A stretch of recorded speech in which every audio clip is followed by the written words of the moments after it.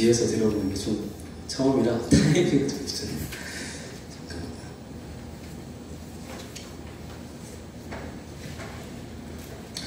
우리 이 시간에 우리 한번 찬양 한번 같이 드리도록 하겠습니다. 하늘에 물려서서. 이 시간 우리 성도님들의 마음을 여시기 바랍니다. 갑자기 부목사가 서서 좀 다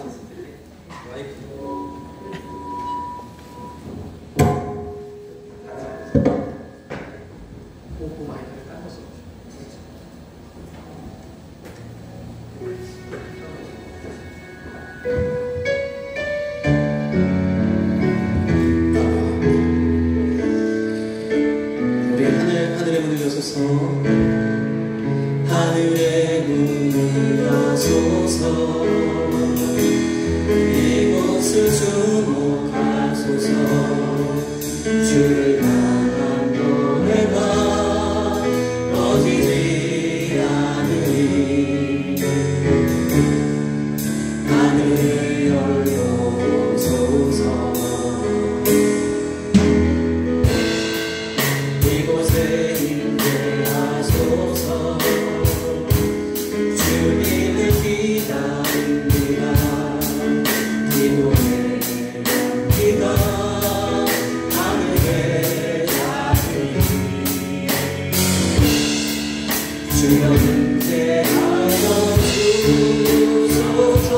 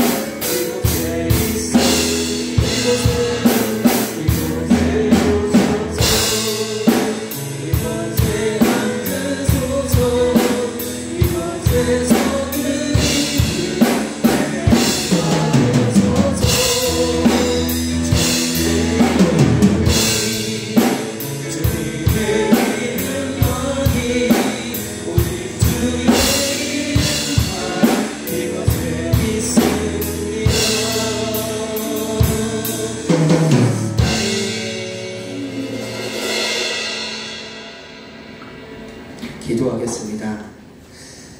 사랑하는 은혜가 충만하신 아버지 하나님 감사합니다. 오늘도 주의 귀한 성일 주님 전에 나왔사오니 하나님 우리의 마음문을 열어주시고 성령으로 충만하게 하시며 주님 말씀하실 때 아멘으로 화답하며 하나님께 영광 돌릴 수 있도록 인도하여 주시옵소서. 우리의 삶을 통하여 하나님의 말씀대로 순종하며 나아가기를 소원하는데 오늘도 주님 나와 함께하여 주옵소서. 예수님 우리 가운데 찾아와 주옵소서. 나의 생명 되신 주님 나와 동행하여 주시옵소서. 오늘도 주님을 만나고 주님을 얻고 그리고 나의 삶의 현장으로 돌아가는 시간 되도록 인도하여 주시옵소서. 예수님의 이름으로 기도드리옵나이다. 아멘. 할렐루야. 아멘. 오늘 말씀의 제목은 꿈과 비전이 있는 교회입니다. 우리 함께 같이 한번 읽어볼까요? 꿈과 비전이 있는 교회. 한 번 더. 꿈과 비전이 있는 교회. 아멘. 창세기 15장 4절에서 6절 말씀입니다. 이 성경을 참 들여다보면 너무너무 놀라운 것 같아요. 성경에 오늘 아브라함에 대한 이야기인데, 아브라함을 통해서 하나님 말씀하시고 약속하신 것이 오늘날에도 이루신다는 거예요. 그렇죠? 근데 우리가 성경 말씀을 진리로 알고 그 말씀대로 순종하며 살아가면 우리의 삶의 모습이 하나님의 기뻐하시고 많은 사람들에게 본이 되고 또 성도에게 기쁨이 되는 그런 삶이 되어져요. 그래서 이 신앙을 제대로 가지고 또 말씀을 제대로 알고 은혜 받고 이렇게 살아가시는 분들은 그 어떤 위치에 있는 사람보다 참 가치 있는 삶을 사시는 것들을 많이 보게 된다는 거죠.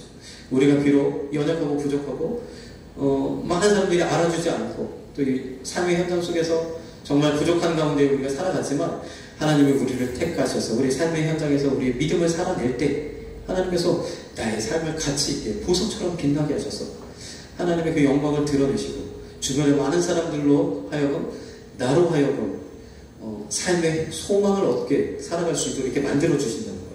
그래서 우리가 참 살아갈 때 보면 많은 사람들의 관계 속에서 우리의 그런 이제 우리가 리더가 되고 더 높은 위치에 있고 많은 사람들에게 영향력을 줄 수 있는 그런 사람들이 되기 위해서 노력을 하잖아요. 자기 개발도 하고 또 마음의 수양도 좀 하고 독서도 하고 여가도 좀 즐기고 문화생활도 좀 하고 이렇게 여러 가지 삶을 우리가 하게 되는데 사실은 그렇게 하기에 우리의 지금 상황과 환경과 여건들이 너무 좋죠. 그렇게 할 수 있으면 너무너무 좋지만 우리는 참 삶이 바쁘고 여러 가지 해야 할 일들이 많기에 그러지 못할 때가 많다는 거죠. 그럼에도 불구하고 하나님이 우리 안에 오시면 우리 삶이 어떻든지 바쁘든지 그렇지 않든지 하나님이 우리와 함께 하시면 우리의 삶의 모습이 어느덧 그보다 더 분명하고 선명하고 많은 사람들에게 영향을 미치는 그런 모습이 되어질 줄로 믿습니다. 성경을 보면 참 그래서 가치 있는 거예요. 성경을 우리가 많이 알면 알수록 내가 변한다는 거예요. 저도 이 자리에 서서 이 말씀을 전하기 위해서 성경을 또 보고 하다 보니까 이전에도 제가 오태희 신앙으로서 많은 설교를 듣고 많은 말씀을 들었고 했지만 달라지잖아요. 그래서 여러분들도 말씀과 또 기도의 이 양축을 잘 이어가시는 여러분들이 되길 간절히 소망합니다. 아멘. 그런데 우리 각자에게도 하나님이 그렇게 우리를 부르셔서 하나님의 백성 삼으셨잖아요. 그래서 하나님이 원하시는 그런 삶, 더 가치 있는 삶, 더 많은 사람들에게 영향력을 주는 그 멋진 크리스찬의 삶을 살아가기를 하나님이 원하시는데 마찬가지로 우리 교회에도 하나님이 이러한 꿈과 비전이 있는 줄 믿습니다. 아멘. 오늘 꿈과 비전이 있는 교회는 우리의 꿈과 비전이 아니라 주님의 꿈과 비전이에요. 아멘. 주님의 꿈과 비전이 이 한소만 교회에 있어서 그 비전과 꿈을 이루게 하는 나를 통하여 우리를 통하여 이루시는 놀라운 은혜를 경험하게 될 줄로 믿습니다. 아멘. 오늘 말씀을 잘 들으시고 말씀 안에서 그 해답을 찾으시길 간절히 소망합니다. 아멘. 먼저는 하나님이 우리 교회를 향한 꿈과 비전이 있으셨는데 온 인류 모든 사람을 통해서도 하나님 꿈과 비전을 가지고 계셨답니다. 하나님의 꿈, 하나님의 비전이 무엇인가요? 우리 창세기 28장을 보니까 생육하고 번성하고 충만하고 정복하고 다스리라. 이거 하나님의 비전이었다. 근데 아담이 이 비전을 이루어야 되는데 그래서 아담이 막 이름을 붙이면 그 이름대로 막 동물들이 이름이 되어졌다고 그러잖아요. 하나님이 그에게 지혜를 주셔서 그런 일들을 감당하게 하셨는데 사단이 가만두죠. 사단이 가만두지 않고 결국 먹지 말라 한 하나님의 말씀을 불순종함으로 죄가 그 안에 들어오고 그러한 어떻게 되었어요? 이 하나님이 주신 꿈과 비전이 아무것도 아닌 게 되어버리게 되는 그를 통해서 하나님이 이루셔야 되는데 이루지 못하게 되는 그래서 보니까 어떻게 돼요? 결국에는 하나님이 기다리셨는데 이 땅에 사람의 수로 가득 차지만 그곳에서 이 하나님의 꿈, 하나님의 비전을 이룰 사람이 없다는 거죠. 그 가운데 누가 있었어요? 노아가. 노아가 있어요. 노아의 한 가정을 하나님 보시고 그들에게 다시 꿈을 주셨는데 그 꿈을 어떻게 주셨냐면 언약하셨다. 따라서 읽어봐요. 언약하셨다. 하나님은 언약하셨다. 자, 약속인데 언약이라는 말은 하나님이 친히 우리에게 말씀으로 약속하셨다는 거예요. 그래서 이것은 변개할 수 없고 바꿀 수 없는 하나님은 반드시 이루시는 그런 하나님의 약속, 언약을 그에게 하셨다고 이야기합니다. 9장 11장에 보니까 언약하셨다. 노아에게. 그런데 노아를 통해서 언약을 하시고 노아 이전에 있었던 모든 사람들이 이제 다 물로 심판받고 다 없어. 이 세상에 존재하지 않아요. 이제 노아와 그 노아의 가족을 통해서 하나님의 꿈과 비전을 다시 시작하시는데 또 하나님은 한 사람을 또 선택하시죠. 누구요? 아브라함. 그렇죠? 아브라함을 선택하셔서 하나님 그에게 또 한 번 하나님의 꿈, 하나님의 비전, 생육, 번성, 충만, 정복, 다스리는 이 비전, 이 꿈을 이루시기를 원하시는 거죠. 그래서 아브라함에게 부르셔서 아브라함에게도 또 언약을 하셨는 줄 믿습니다. 언약하셨다.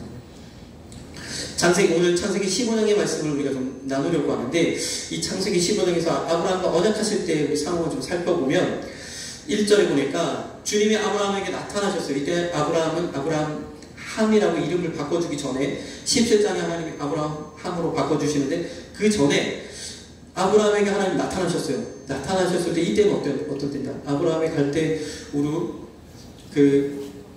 그곳을 떠나서 하나님이 지시하신 곳 가나안 땅에 향해 나아갈 때 그가 자기의 후손으로 자기의 상속자로 데리고 간 롯이 있잖아요. 롯이라는 누구죠? 조카 롯이 있어요. 롯을 데리고 가는데 그 롯과 결별하고 그죠? 그 롯을 떠내보내고 이제 하나님 앞에 섰을 때 이제 온전히 하나님밖에 의지할 것이 없는 그러한 상태에 하나님께서 아브라함에게 나타나셔서 이렇게 말씀하셨어요. 나는 너의 방패요 너의 지극히 큰 상급이니라. 아멘. 오늘 이 시간에 우리에게 하나님 말씀하시는 거죠. 나는 너의 방패가 되어주시다. 너의 큰 상급이다. 그래서 우리를 도우실 분은 주님인 줄 믿습니다. 주님 우리에게 오늘 이렇게 말씀하세요.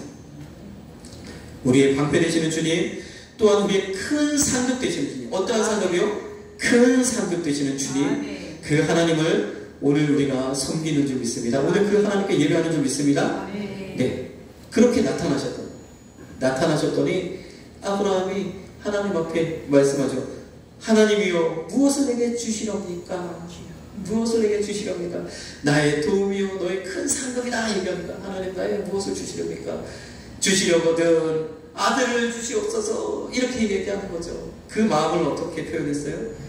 나의 상속자는 이제 롯도 떠나고 이 다메섹 엘리에셀입니다. 내가 정말 내 밑에서 충성하는 이 종이 엘리에셀이 저의 상속자가 될 것입니다. 그러면서 뭐라고 했어요? 3절에 주께서 내게 씨를 아니 주셨으니 아들을 아니 주셨으니 하나님의 아들 안 주셨습니까?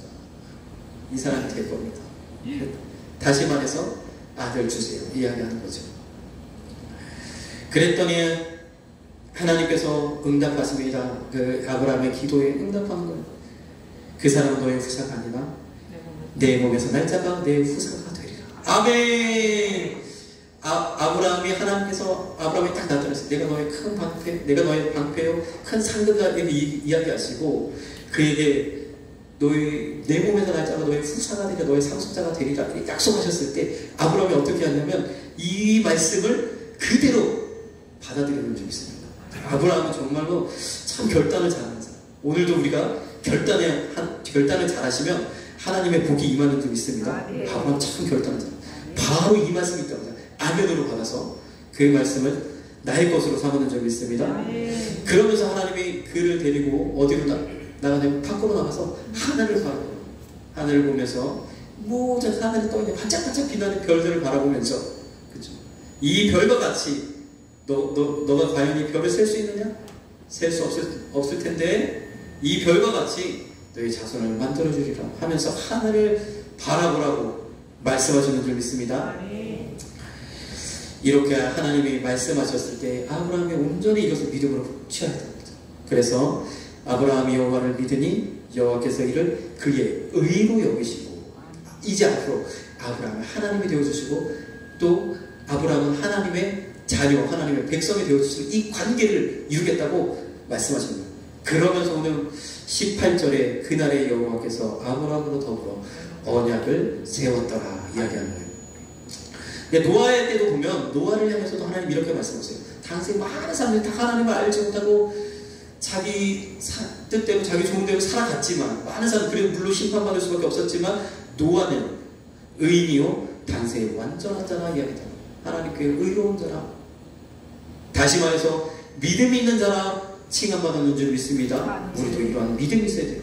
노아에게 하나님 산 꼭대기에 배를 만들라 말씀하셨어도 믿음으로 아멘하고 순종하며 나아갈 수 있었던 그 믿음의 소유자 노아를 하나님이 보시고 그 의로 그 믿음을 보시고 하나님의 의와 하나님의 믿음은 같이 가는 거죠.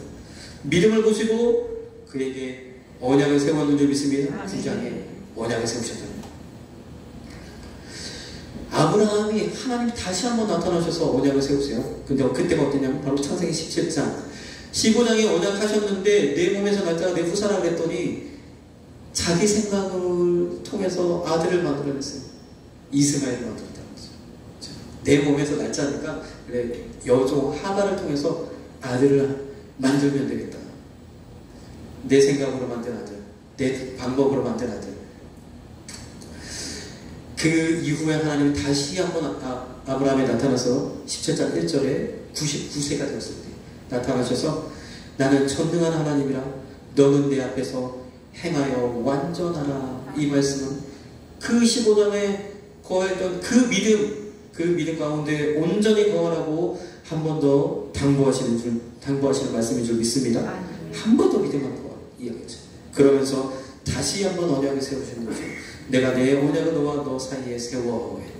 우리가 언약에 대해서 한번 저녁 예배, 오후 예배 때 한번 다뤘었는데 언약에 대해서 한 번 더 보도록 하겠습니다. 오늘 주보에 있는 말씀 17장 7절 말씀 같이 읽겠습니다.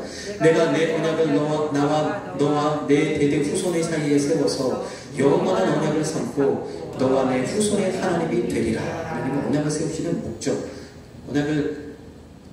이 약속을 맺으시는 이유가 있다는 거죠.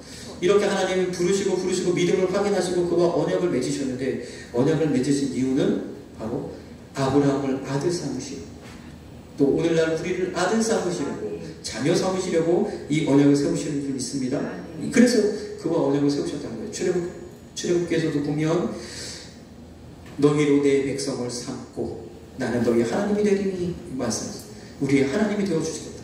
우리를 하나님의 자녀 삼으시고 하나님은 우리의 하나님이 되어주시겠다라고 말씀하시기 위해서 우리가 언약을 세웠는 줄 믿습니다.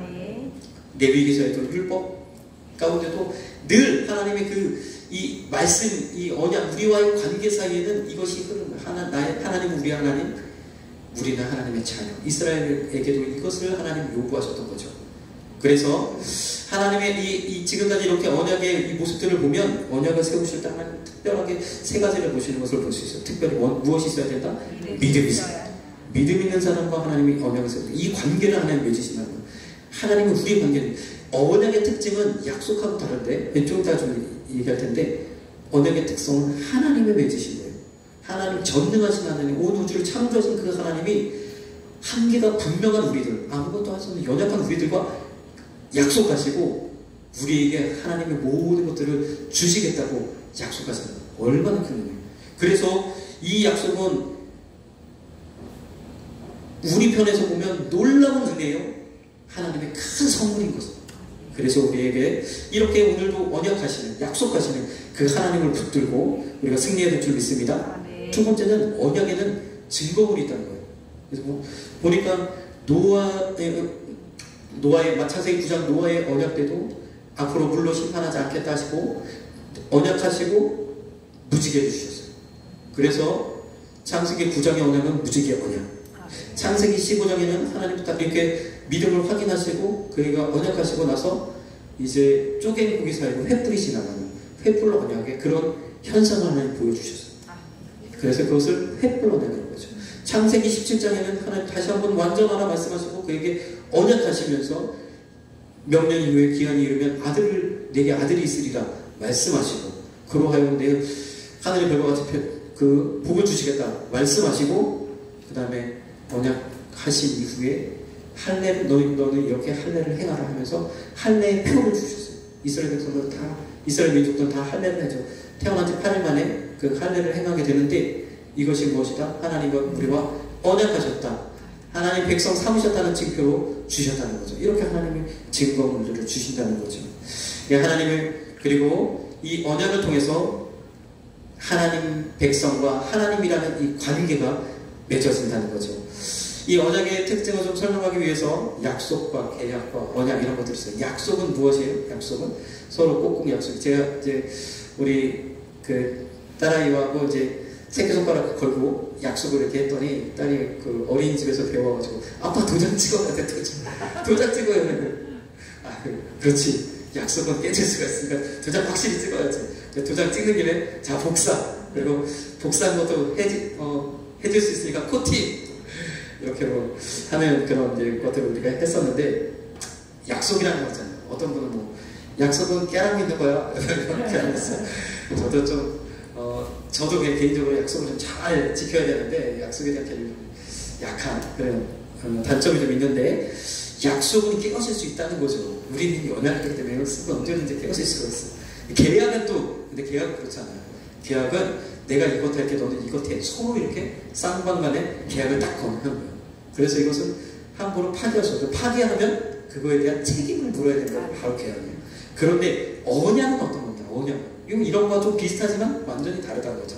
언약은 하나님의 아까도 말씀드렸지만 우리에게 친히 하나님이 말씀하셔서 우리에게 약속하시는 나는 그런 약속을 할 그런 상황도 못 되고 그런 할 수 있는 존재도 못 되지만 하나님이 내게 찾아오셔서 그렇게 약속하시는 그런 약속이 언약이라는 거죠. 이 언약이 무엇인가를 우리가 알 수 있는 것이 무엇이냐면 예레미야 31장 31절은 새 언약. 이제 오늘날 우리를 예수 그리스도의 피로 말미암아 새롭게 언약을 맺으셨는데 그래서 그 언약을 기념하기 위해서 우리가 늘 성찬식을 행하잖아요. 그 언약의 피. 그런데 그 언약을 우리에게 맺으셨는데 그래서 예레미야 31장 31절에는 내가 새 언약을 맺으시겠다라고 예레미야를 통해서 말씀하셨어요. 그리고 예수 그리스도 통해서 그 언약을 이루셨는데 32절에 보면 이스라엘 백성들이 옛 언약, 과거에 아브라함을 통해서 맺었던 그 언약을 다 파괴해버렸는데 왜 그랬느냐? 내가 그들의 남편이 되었어도 그들이 내 언약을 파괴했다. 다시 말해서 언약과 비슷한 개념은 바로 혼인서약이라고 해요. 우리가 혼인서약하는 것은 서로 약속하는 것 아니잖아요. 약속을 그치는 것 아니고 서로 계약하는 것 아니에요. 내가 뭐 이거 할게 너는 이거 해 하고 계약하는 것도 아니고 서로에게 나는 남편이 되어주고 아내가 되어주는 존재가 되어주는 그렇죠. 지금까지 내가 혼자 살았지만 이제 함께 한 몸이 되는 그런 서약이라는 거죠. 함부로 하나님 앞에서 깰 수 없는 그런 서약이 되는 거죠. 그와 마찬가지로 주님과 맺은 이 언약도 이러한 성격을 가지고 있다. 그래서 우리가 예수님이 나의 신랑 되고 내가 신부 되어져서 하나님과 이런 관계를 아름다운 관계를 기쁨의 관계를 늘 이어가야 되는데 그렇죠. 내가 주님께 나와 주님 자리에 다른 어떤 것을 두기 시작하면 우리 부부 가운데도 부부 사이에도 그렇잖아요. 다른 어떤 것들이 끼기 시작하면 문제가 생기는 것처럼 우리 사이에도 그렇게 되지 않기를 간절히 소망합니다. 어찌됐든 언약은 이렇다는 거죠. 아브라함을 통해서 하나님 이렇게 이런 언약 약속을 주시고 꿈을 주시고 비전을 주시고 이런 관계를 맺으셨다.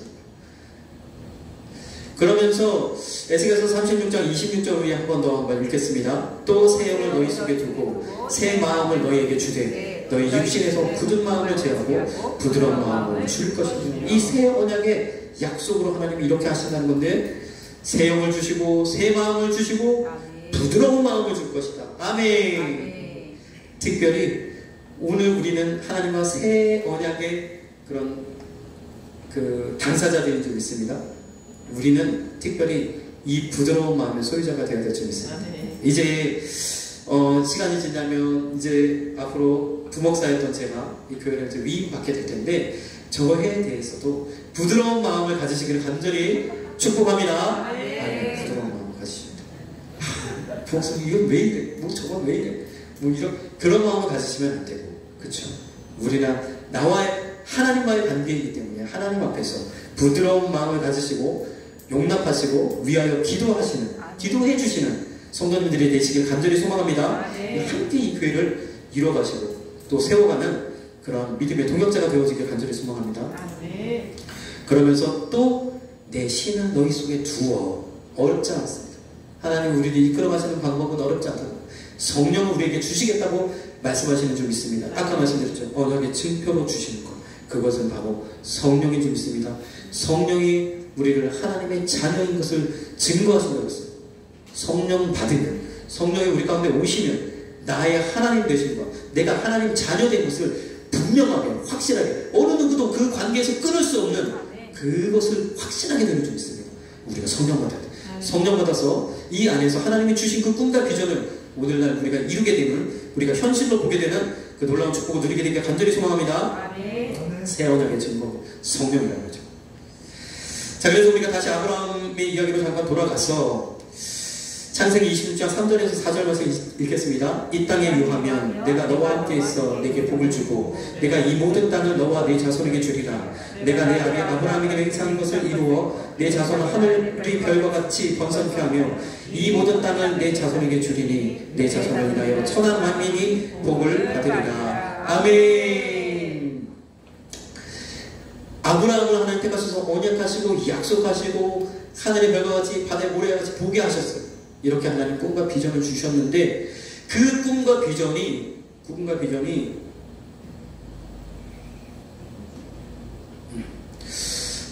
비전을 주셨어요. 그런데 그에게 어떤 시험을 하나님 주셨냐면, 어떠한 어려움, 어떠한 고난, 어떠한 고통의 순간을 주셨냐면, 하나님이 후손으로 아들이라고 주셨던 그 독자 이삭을 번제로 드리라고 하셨다.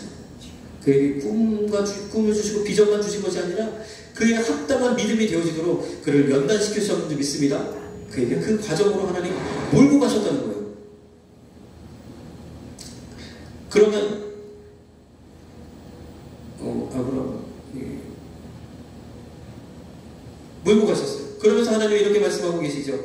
내 아들 내 독자를 아끼지 아니하였은즉 이야기합니다. 그가 그 시험에서 합격하여 그 아들을 번제로 드리려고 할 때 하나님은 아브라함 부르시고 그에게 이제 내가 알았다. 이제 내가 너를 통하여 나의 모든 뜻을 이루겠다 하나님 약속하셨는 줄 믿습니다.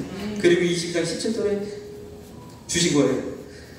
내가 내게 큰 복을 주고 내 씨로 크게 성하여 하늘의 별과 같고 바다의 모래 같게 하리니. 한 번 더 하나님 약속을 완전히 확증해 주셨다는 거죠. 이 하나님이 이 아브라함에게 주신 비전, 아브라함에게 주신 이 꿈을 이삭에 공유된 이삭에 동일하게, 그렇죠? 26장 3절에서 4절 오늘 읽은 말씀 보니까 내가 내 아비 아브라함에 맹세한 것을 이루어, 아브라함에게 약속하신 것을 그 아들 이삭을 통해서 이루시겠다고 또 한 번 언약하시는 줄 믿습니다.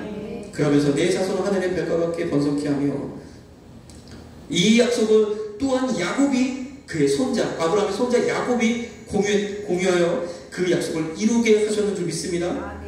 나는 너의 조부 아브라함의 하나님이며 너의 아비 이삭의 하나님이라 말씀하시면서 다시 한번 그 언약을 이루시고 언약을 세우시고 내 자손의 땅에 티끌같이 되리라 복을 주셨는 줄 믿습니다. 그래서 하나님이 아브라함을 택하시고 이 언약을 하시고 이 언약을 끝까지 쭉 이어갈 수 있도록 같은 그림, 같은 비전을 주셨는데 무엇을 주셨냐면 바로 하늘의 별과 같이 하늘을 바라보고 땅에 바다의 모래알을 바라보면서 어떻게 그 꿈과 비전을 기억하도록, 그 꿈과 비전을 소망으로 바라보도록 하나님 하셨는 줄 믿습니다. 하늘의 별과 같고 바다의 모래 같도록. 그래서 이삭에게는 창세기 26장에 내 자손은 하늘의 별과 같이 하겠다. 야곱에게는 창세기 28장에 내 자손이 땅에 티끌같이 되게 하겠다. 약간 용어는 다르지만 같은 맥락으로 하나님 이렇게 계속해서 약속하셨다는 거죠. 그래서 아브라함을 지나 이삭을 지나 야곱을 지나 비로소 하나님께서 축복의 문을 여시고 요셉의 때에 이르러 12명에서 70명, 70명에서 200만이 되는 놀라운 하나님의 일을 이루셨는 줄로 믿습니다. 그 비전이 오늘날 우리에게까지 새 언약의 새 언약의 그 당사자인 우리에게까지 전달되어져서 그 믿음의 행로를 우리가 이어가는 줄 믿습니다. 그 꿈과 비전을 우리에게도 주셔서 우리도 계속해서 이 복음의 행진을 이어나가는 걸 어디까지? 주님이 다시 오셔서 이곳을 완전히 새롭게 변화시켜서 새 하늘과 새 땅을 여시고 새 예루살렘을 이 땅 가운데 베푸시는 천년왕국이 열려지는 그때까지 계속해서 하나님의 꿈과 비전을 그의 아브라함의 후손 그리고 복음으로 말미암아 아브라함의 후손이 된 우리들까지 이어가시는 줄 믿습니다. 하늘의 별과 같이 바다의 모래같이. 그런데 아브라함에게 주신 이 꿈, 이 비전이 그냥 꿈과 비전에 머물러 있으면 그냥 꿈이 되고 그냥 비전이 그냥 외침에 불과할 수밖에 없다는 거죠. 그런데 그 꿈이 현실이 되기 위해서는 어떻게 해야 된다? 바로 그 꿈이 복음이 되어야 될 줄 믿습니다. 그 꿈이, 비전이 복음이 될 때, 그곳에서 예수의 형상이 나타날 때, 예수님이 역사하실 때, 그때 비로소 그 꿈이 현실이 되어지는 줄 믿습니다. 많은 사람들이 꿈은 이루어진다, 꿈은 현실이 될 수 있다. 그러면서 여러 가지 꿈을 이루는 방법 뭐 이런 이야기하잖아요. 그래 뭐 긍정적으로 살고 뭐 항상 계속해서 긍정적으로 외치고 꿈을 바라보고 뭐 여러 가지 이야기하지만 우리는 어떻게 해요? 그 꿈과 하나님이 우리에게 주신 꿈과 비전이 복음이 될 때 온전히 그 꿈이 현실이 되어지는 줄 믿습니다. 갈라디아서 3장 8절에서 9절 같이 읽겠습니다. 또 하나님이 이방을 믿음으로 말미암아 의로 정하실 것을 성경이 미리 알고 먼저 아브라함에게 복음을 전하되 모든 이방이 너를 인하여 복을 받으리라 하였으니 그러므로 믿음으로 말미암은 자는 믿음이 있는 아브라함과 함께 복을 받느니라. 아멘. 우리에게도 하나님이 이 복을 주셨다는 거예요. 이렇게 하나님 우리에게 꿈과 비전 주시고 이루시겠다고 약속하시는 줄 믿습니다. 우리는 이미 하나님과 이렇게 약속하시고 언약하셨어요. 그런데요, 아브라함에게 뭐라고 표현하셨냐면 아브라함에게도 이렇게 꿈과 비전을 주시고 하나님이 이끌어 가시고 아들 독자까지라도 바칠 수 있도록 하나님 그렇게 하시고 그에게 그 꿈과 비전, 그에게 주셨던 그 모든 말씀이 복음이 되어질 때 그에게 하나님 그 꿈과 비전이 현실로 되어질 것을 보게 하셨다는 거죠. 아브라함이 아들을 바쳐야 할 때 그가 얼마나 힘든 과정이었어요. 아브라함이 하나님의 복 주시고 복 주셨지만 이 어려운 과정을 통과해야 되는 거죠. 하나님이 이렇게 하나님이 이끄셨다는 거예요. 우리 삶 가운데서도 고난이 올 수 있고 죽음 같은 어려움이 올 수 있다는 거예요. 우리 상황이 내가 하나님을 잘 믿고 섬기려고 하면 할수록 하나님께서 큰 시험이 내게 올 수 있도록 허락하신다는 거예요. 왜요? 그것을 통과하면 무엇이 있기에? 부활의 역사가 있기에 더 큰 축복이 있기에 그것을 통과해야만 하나님의 복을 누릴 수가 있기에 하나님 주시는 줄 믿습니다. 어렵지 않다. 하나님이 우리에게 할 수 있도록 힘을 주시는 줄 믿습니다. 아브라함도 이렇게 하셨어요. 이삭은 어떤 이삭은 그 죽음의 그 재단에 누울 수 있는 믿음을 하나님 주셨다. 그렇게 순종하고 그에게 하셨다. 야곱은 어떻습니까? 그 약복강에서 환도뼈가 부러질 때까지 천사와 밤이 새도록 씨름하면서 축복을 갈구하였을 때 기필코 축복을 얻어내는 그리고 그 숱한 고난의 삶들을 통하여서 하나님의 영광을 보게 되는 그런 삶을 살았다는 거죠. 요셉도 그랬죠. 요셉은 하나님께서 놀랍게 축복하셔서 오늘날 우리가 부르짖는 천배의 복으로 하나님 채워주셔서 귀하게 사용하셨는데 그도 마찬가지로 애굽의 종으로 팔려서 20여 년간 그렇게 힘든 세월을 보내야 했다는 거죠. 이 과정들을 통해서 하나님 연단하시고 단련하셔서 하나님의 귀한 일들을 사용하시는 줄 믿습니다. 자, 우리에도 마찬가지로 우리의 꿈이 현실이 될 때, 그렇죠? 우리 꿈이 복음이 될 때 현실로 나타나게 되는 줄 믿습니다. 그런데 우리에게도 마찬가지로 하나님이 우리에게 복을 주실 때에 고난과 환난과 어려움이 올 수 있는데 그런데 그 고난과 어려움이 올 수 있다라고 오늘 로마서 8장 17절에 이야기한 거죠. 우리가 그와 함께 영광을 받기 위하여 고난도 함께 받아야 될 것입니다. 영광만 주시면 좋은데 기쁘고 즐거운 날만 계속 오면 좋은데 왜 고난을 주십니까? 아니 주님이 주시지 않아도 그렇지 않아도 내 인생이 힘들고 어려운데 왜 고난을 주십니까? 왜 이런 것들을 허락하셨습니까? 하나님 뜻이 계셔서 허락하셨는 줄 믿습니다. 우리 로마서 8장 18절을 보니까 현재의 고난은 장차 우리에게 나타날 영광과 좋게 비교할 수 없도다. 아멘. 그래서 우리에게 성령을 주시는, 성령 받으면 어렵지 않게 이 시험을 통과하게 되는 줄 믿습니다. 그래서 아브라함도 꿈이 현실이 되기 위하여 그 안에서 복음으로 살아냈던 것처럼 우리 삶 가운데도, 우리 교회 가운데도 꿈과 비전이 복음이 되어야 되는데, 우리 교회에 주어지는 하나님의 비전이 있습니다. 우리 담임 목사님이 30여 년 전에 이 교회를 개척하실 때 하나 가지고 계셨던 비전이 있어요. 저는 이제 아들로서 우리 목사님이 지금까지 걸으셨던 모든 목회 현장은 제가 그대로 다 그 자리에 항상 있어요. 한 번도 다른 곳에 가본 적이 없고, 제게 주어진 거 감당하기 위해서 인천에 7년 올라가 있었어요. 그때를 제외하고는 계속 함께 있습니다. 우리 담임 목사님이 여러 교회를 섬기셨지만 과거에 여의도 순복음교회를 섬기셨어요. 저도 이제 어릴 때 여의도 순복음교회에 출석했는데, 이 여의도 순복음교회를 생각해보면 지금에도 그 기억이 있는 게 무엇이냐면, 여의도 순복음교회로 이 본당으로 올라가는 이렇게 큰 계단이 있어요. 여러 계단이 있는데, 그 계단인데 이 계단에 사람들이 예배가 1부 예배가 마치고 2부 예배가 마치고 한 예배가 마칠 때마다 참 무수히 많은 사람들이 막 쏟아져 내려오거든요. 엄청난 사람들이 내려와요. 쫙 내려오고, 그 여의도 여의도 교회의 성전 주변으로 여러 막 안타까운 사람들, 병자들, 또 뭐 귀신 들린 사람들, 막 머리가 이렇게 산바람 있는 사람들, 막 또 안진뱅이, 이런 사람들이 다 이렇게 있었어요. 그리고 제가 기억에 남는 건 어떤 어머니는 딸인지 아들인지 아이를 붙잡고 막 우는 그런 분들도 계셨고, 그래서 막 어렵고 그 열악한 상황에 있는 사람들이 그 자리에 막 모여서 막 그 하나님의 그 능력을 덧입음 받으려고 이렇게 모이는, 완전히 거기 예루살렘 같아요.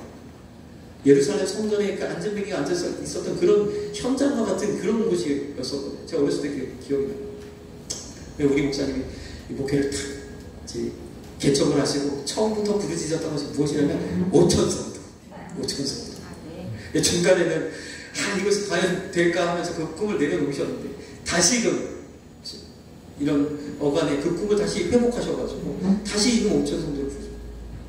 그런데 하나님께서 저도 그렇고 우리 목사님에도 그렇고 보여주시겠다는 거예요. 여의도 성전의 가득 찬 모습을 보면서 그것을 바라보시면서 5천 성도를 부르죠. 그렇죠. 그리고 이제 순복음에서 장로교로 이제 바꾸시면서 이제 저 남서울중학교 그 정호영 목사님 신고하시는 그 교회의 영향을 받아서 또 한 가지 비전을 가지고 부르시는 게 있어요. 뭐냐면 땅끝까지 복음 전하자. 이 남서울교회의 이 선교는 엄청나거든요. 이 남서울중학교에는 그 선교를 뭐 1000교회 이상 해외 선교를 하는데, 한 교회가. 그래서 남서울중학교를 보면 그 교회가 그 성도의 규모에 비해서 굉장히 교회가 초라하고 굉장히 선의적인 걸 볼 수가 있어요. 왜냐하면 선교를 엄청나게 선교로 지출을 하시기 때문에 교회 어디다가 뭐 쓸 데가 없고 오로지 그냥 선교에 올인하시는 거예요. 그런데 정원 목사님이 과거에 그런 말씀을 하시더라고요. 뭐냐면 내가 이렇게 선교를 하게 되면 하나님이 나에게 땅끝까지 복음 전하라고 말씀하셔서 그것을 이루려고 정말 땅끝까지 가려고 선교를 하려고 이렇게 이제 선교의 영역들을 넓혀가시는데, 아프리카 케냐에 이제 선교를 시작하셨단 말이에요. 시작하셨는데 그곳에서 하나님께서 다른 어떤 것보다, 그래서 이제 땅끝까지 가라 했으니까 다른 지역들도 이렇게 하시려고 마음을 먹었었는데, 하나님께서 말씀하시기를 아프리카를 횡으로 가르라고 이야기를 하신 거예요. 복음으로 아프리카를 쭉 횡으로 가르면서 동쪽으로 전진하면서 그 복음을 쭉 확장해 나가라고 이렇게 말씀하시고 명령하시고, 그래가지고 케냐로부터 시작해가지고 그 주변국으로 계속해서 이제 아프리카를 횡으로 가르면서 교회를 개척하는 사역을 해서 마침내는 이것을 완전히 이렇게 횡으로 가르는 그런 띠를 형성할 수 있는 그까지 이르게 하셨단 말이에요. 그래서 하나님 왜 이렇게 나를 인도하셨나, 굉장히 힘든 그 과정을 거쳐서 이 아프리카 선교를 감당하셨는데 왜 이렇게 하셨나 그랬더니, 보니까 그 아프리카 그 북단에 있는 수많은 이슬람 나라들, 이슬람의 세력이 힘을 얻어가지고 점점 밑으로 영향력을 뻗쳐오는데, 이것을 하나님 막아내게 하셨다는 거죠. 이것을 막아낼 수 있는 그런 최전선으로 하는 그 선교 지역을 삼으셨던 거예요. 그리고 나서 하나님께 감사하면서 그 뜻을 이루도록 그렇게 어려운 선교 과정을 이루게 하셨구나 하면서 그 선교를 하셨다는 거예요. 어찌되었든 정말 놀랍게 선교하시는 그 선교의 현장들을 바라보면서 다시 하나의 비전을 가져요. 어떤 비전이에요? 나 끝까지 보험잖아. 이 두 가지를 가지고 이 교회를 이끌어 오셨어요. 그래서 우리에게도 이 비전을 통일하게 주셨습니다. 제가 말씀을 연구하면서 아브라함을 이렇게 보니까 너무너무 우리 목사님 닮았어요. 우리 목사님처럼 결단도 빠르시고 행동도 빠르시고 직감도 좋으셔서 주님 뭐라고 딱 말씀하시면 바로 그냥 실행하세요. 주변의 반응 이런 것 전혀 생각하지 않아요. 하나님 하시면 말씀하시면 그대로 그냥 밀고 나가시는 거예요. 근데 반면에 저는 또 어릴 때부터 나는 참 이삭 같아 이런 생각을 많이 했거든요. 제가 말씀을 읽으면 왜 그러냐면 왠지 모르게 이삭 같은 거예요.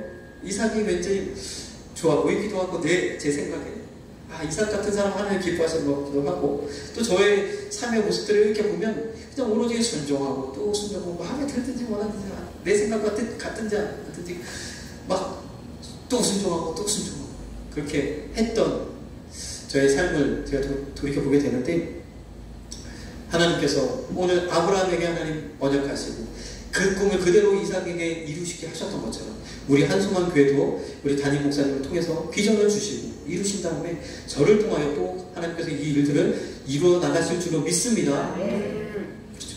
원하고 바라보기는 우리 원 목사님, 담임 목사님 하늘나라 가시기 전에 또 주님 만나기 전에 이 꿈과 비전이 이루어지기를 간절히 소망합니다.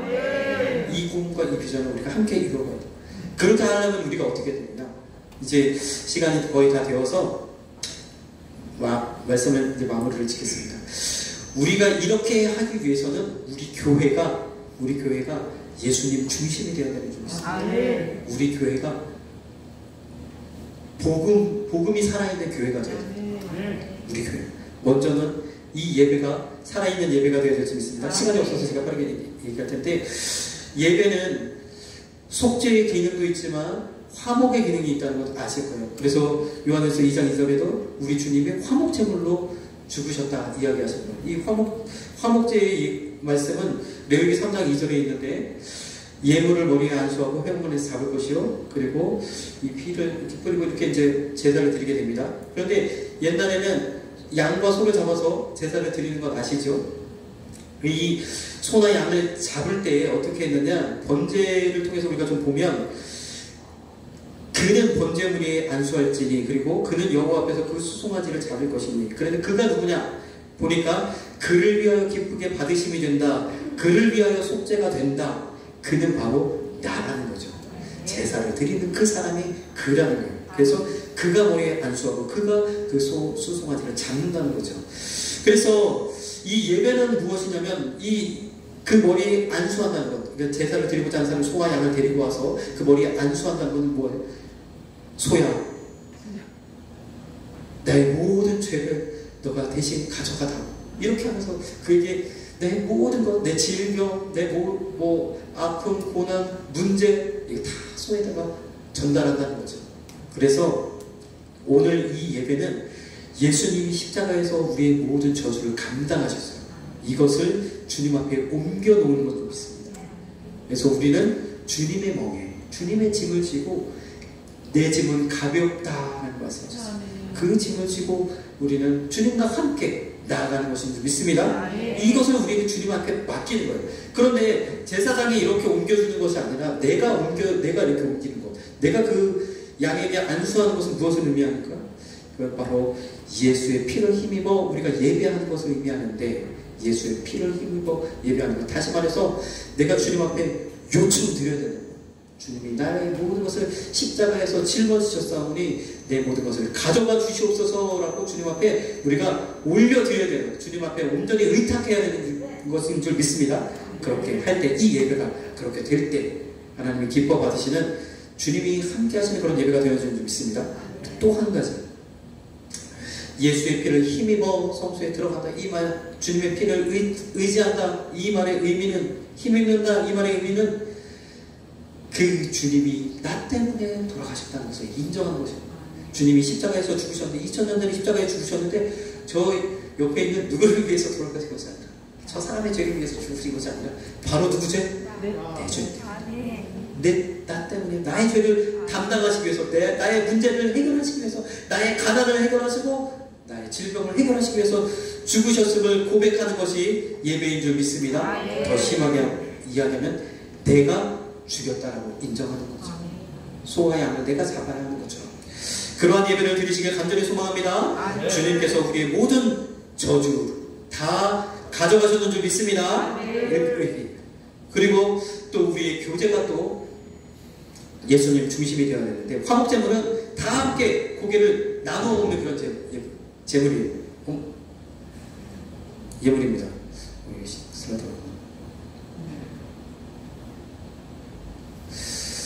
네, 교제의 중심 가운데도 예수님이 있는 줄 믿습니다. 자, 감사함으로 우리가 이 화목제를 다 나누고 그래서 우리 교회는 교제도 또한 굉장히 중요시 여기면 항상 나누시고 함께 하시고 서로 식사도 하시고 이렇게 교제하시는 주님 안에서 교제하시는 저와 여러분들 되게 간절히 소망합니다. 데살로니가 5장 13절에서 너희끼리 화목하라 말씀하셨고 마태복음 3장 35절에는 예수님이 친히 말씀하시기를 하나님의 뜻대로 하는 자가 내 형제다 내 자매다 이야기다. 그래서 우리가 저 청년 때는 형제님 자매님 이런 얘기 많이 했는데 어른이 되면서 형제님 자매님이 좀 어색해요. 그래서 우리는 직분을 붙여서 집사님, 장로님, 권사님 이렇게 부르잖아요. 그런데 우리 교회에서 부르는 호칭 중에 가장 중요한 호칭이 바로 이 호칭이라는 거예요. 형제님, 자매님. 그쵸? 집사님이시기에 먼저 우리는 형제와 자매인 줄 믿습니다. 우리가 다 한 가족이라는 거예요. 주님 안에서. 주님은 우리의 영적인 아버지로 두고 우리는 한 가족이 되었는지 믿습니다. 그런 우리에게 무엇이 필요하냐? 제발 좀 부드러운 마음을 가지시길 간절히 축복합니다. 부드러운 용납하고 받아들이시고 사랑하고 덮어주고 위로하고 감싸주시는 저와 여러분들에게 간절히 소망합니다. 예수님. 왜요? 나의 죄도 하나님이 담당하셨고 우리 모두의 죄를 주님이 담당하셨잖아요. 나도 죄인이고 주님 모두가 다 죄인이잖아요. 그런데 주님이 나를 살리셨고 우리 모두를 살리셨기에 주님 안에서 우리가 그 어떤 것도 넘어가지 못할 것이 무엇이 있겠습니까? 그 어떤 것도 정죄할 것이 무엇이 있겠습니까?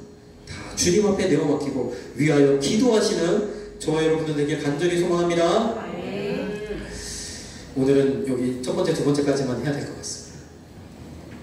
이렇게 우리가 예배가 회복되고 교제가 회복되어져서 우리 교회에 이루고자 하는 이 뜻을 온전히 이루길 간절히 소망합니다. 세 번째로는 제가 준비한 것이 재정의 중심이라는 거죠. 재정의 중심. 그리고 네 번째는 선교의 중심이라는 거예요. 재정의 중심은 제가 따로 한번 또 기회가 될 때, 시간이 될 때 한번 말씀을 좀 드리고, 선교의 중심, 우리 교회가 하고자 하는 것. 아까도 말씀드렸죠. 땅 끝까지 복음 전하는 이 일, 우리가 끝까지 계속해서 이루어가야 될 줄 믿습니다. 그리고 목사님이 또 많은 교회를 향한 염려하는 마음이 있으세요. 그래서 신학교를 지금까지도 놓지 않으시고 계속해서 교회를 세우고자 하는 그 열망을 가지고 계세요. 그 50교회 세우는 일도 우리가 계속해서 이루어가야 될 줄 믿습니다. 또한 우리 성도들의 쓸 것을 공급하며 손대접하라 하신 말씀에 따라 늘 공급하시고 늘 풍성하게 나누시는 이 구제와 나눔의 이 것도 우리가 계속해서 행해야 될 줄 믿습니다. 아멘. 특별히 청동원 전도를 통해서 이제 11월달에 청동원 전도가 또 이루어지게 되는데 우리가 또 이를 위해서 기도하면서 함께 동참하시는 저와 여러분들 되기를 간절히 소망합니다. 아멘. 마지막으로는 한 가지 엘림타운이나 우리가 이 비전을 함께 이루어야 된다고. 특별히 이제 우리 교회는 어르신들이 많이 계신데 보니까 성경의 디모데전서를 보면 참 과부라는 거예요. 참 과부. 이 참 과부라는 그 조직을 만들어서 이 참 과부에 들기 위해서는 어떤 조건을 가져야 된다 이렇게 이야기할 정도로 이야기하고 있어요. 이 참 과부를 그래서 교회에서 책임지라고 이야기하고 이분들이 어떤 분이냐? 주야로 항상 간구와 기도를 하는 분들이라는 거예요. 우리 어르신들은 우리가 잘 도와서 항상 기도의 용사로 모실 수 있는 이 엘림타운 이들을 우리가 이루어야 된다는 거죠. 이를 위해서 우리가 함께 꿈을 꾸시고 기도하시는 저와 여러분들에게 간절히 소망합니다. 아멘. 이런 과부들에 대한 이야기들을 우리가 보면 교회에서 이분들에게 과부들에게 어려운 상황에 있는 분들에게 친족이 있는 경우에는 그 친족들이 그 과부들을 돌보라고 해요. 왜요? 교회가 이들을 돕느라고 짐을 지지 않도록, 그렇죠? 교회가 짐을 덜도록 친척에 있는 분들은 도우라고 해요. 그래서 친지를 돌아보지 않는 사람은 믿지 않는 사람보다 더 악하다 하는 말씀이 이 가운데 나옵니다. 그래서 그랬고 그런 여건이 안 되시는 분들은 우리가 어떻게 해요? 교회가 도와야 될 줄 믿습니다. 이 일도 우리가 감당해서 정말 우리 교회에 온전하게 예배 가운데 주님이 함께 하시고 우리 교제 가운데 주님이 함께 하시고 우리 교회의 모든 이루어지는 모든 일들 가운데 재정과 또 뭐 돌아가는 모든 일들 구역구역마다 하나님과 함께 하시고 우리에게 주신 비전이 온전히 현실이 되어질 줄 믿습니다. 기도하겠습니다. 사랑해 주님 감사합니다.